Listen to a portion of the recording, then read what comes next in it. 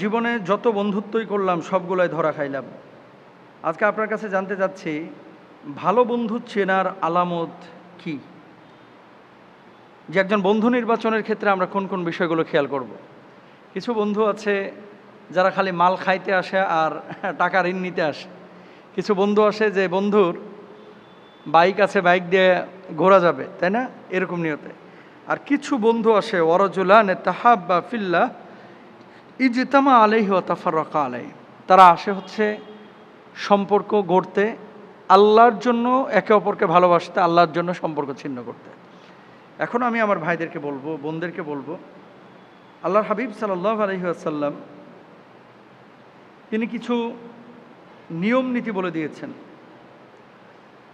আল্লাহর হাবিব সাল্লাল্লাহু আলাইহি ওয়াসাল্লাম যেমন বলছেন যে তোমরা উত্তম মানুষের মধ্যে তাকে পাবে যাকে দেখলে আল্লাহর কথা স্মরণ হয়। মান যাক্কারা কুমুল্লাহু রুয়াতুহু, এমন একজন ব্যক্তি যে ব্যক্তিকে তুমি দেখার সাথে সাথে আল্লাহর কথা মনে পড়ছে, আল্লাহর নবীর কথা মনে পড়ছে, এক নম্বরে এই ব্যক্তিকে তুমি বন্ধু হিসাবে নির্বাচন করতে পারো। এক নম্বর আলামত। এমন ছাপড়িকে আপনি বন্ধু হিসাবে নির্বাচন করছেন যার ঠোঁটের দিকে তাকাইলে আপনার গাঞ্জার কথা মনে পড়ে। কথা বুঝেন নাই? যার ঠোঁটের দিকে তাকাইলে সিগারেটের কথা মনে পড়ে, যার দিকে তাকাইলে মানে ওর গায়ের কাছে যাওয়া লাগে না, গা দিয়েই সিগারেটের গন্ধ বাইর হয়, এই সমস্ত মানুষকে বন্ধু হিসাবে নির্বাচন করা যাবে না। 2 নম্বর, আল্লাহ সুবহানাহু ওয়া তাআলা কিয়ামতের ময়দানে বলবেন, আল আখিল্লাউ ইয়াউমা ইদিন বা'দুহুম লিবা'দিন আদুউন ইল্লাল মুত্তাকিন, সেদিন কিয়ামতে বন্ধুরা একে অপরের শত্রু হয়ে যাবে, তবে মুত্তাকিরা নয়। কিয়ামতের ময়দানে বন্ধুরা একে অপরের শত্রু হয়ে যাবে, কিন্তু মুত্তাকিরা বন্ধুর জন্য আল্লাহর সামনে দাঁড়াবে যদি সে বন্ধু জান্নাতে যায়। যে আমাদের ভালোবাসা ছিল আল্লাহর জন্য, আমাদের সব কিছু ছিল আল্লাহ সুবহানাহু ওয়া তাআলার জন্য।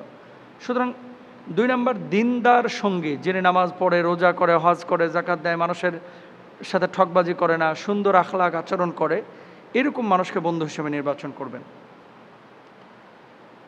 3 নম্বর, সত্য কথা বলে, ওয়াতাওয়াসাউ বিল হাক্কি ওয়াতাওয়াসাউ বিস সবর, পরস্পরকে সৎ উপদেশ দেয় এবং ধৈর্যের উপদেশ দেয়।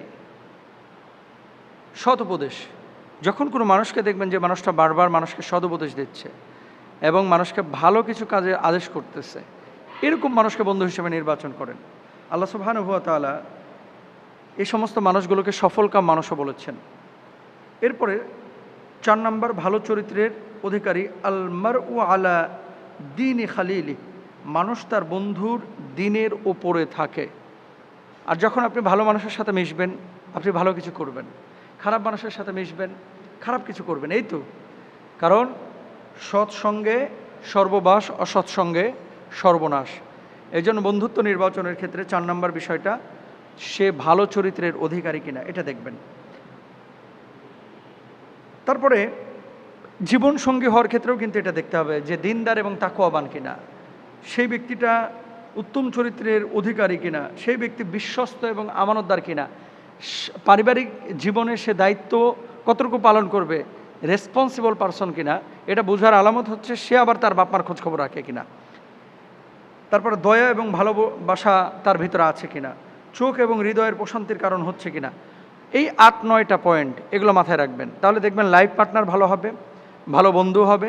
স্বামী স্ত্রীর সম্পর্ক এবং বন্ধুত্বের সম্পর্ক এটা দারোগা আর পুলিশের সম্পর্ক না, বা পুলিশের সাথে সাধারণ মানুষের সম্পর্ক, বা শাসকদের সাথে সাধারণ মানুষের সম্পর্ক না, বরং এটা হচ্ছে বন্ধুত্বের সম্পর্ক।